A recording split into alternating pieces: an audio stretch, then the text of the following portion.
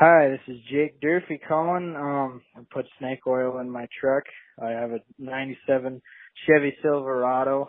It's got 250,000 miles on it. I live out in Montana, Three Forks, area, and, so the snake oil, helped a lot. I had some ticking going on in the motor. It smoothed out within, ticking sounds stopped within about a minute of run time. It increased a little bit in the power. I need to check for vacuum leak, and I need to put in an O2 sensor.